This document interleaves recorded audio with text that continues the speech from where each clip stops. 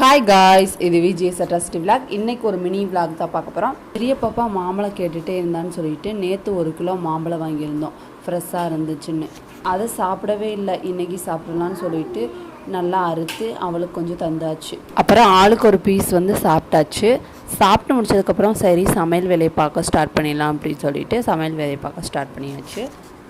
மணி 12 ஆகுது. ஆனால் கிளைமேட்டை பாருங்கள், தேனியில் எப்படி இருக்குன்னு சொல்லிட்டு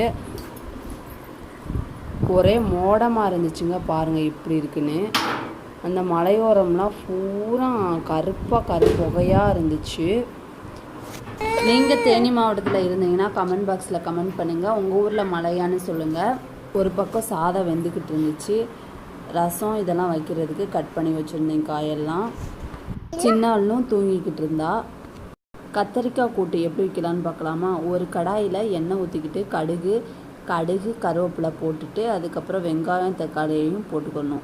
போட்டுட்டு நல்லா வதக்கணும். வதங்கினதுக்கப்புறமாட்டு கொஞ்சம் சேர்த்துக்கணும் உப்பு சேர்த்துக்கிட்டு கத்தரிக்காய் கட் பண்ணி வச்சுருக்க பொடிசாக கட் பண்ணி வச்சுருக்க கத்தரிக்காயையும் சேர்த்துக்கணும்.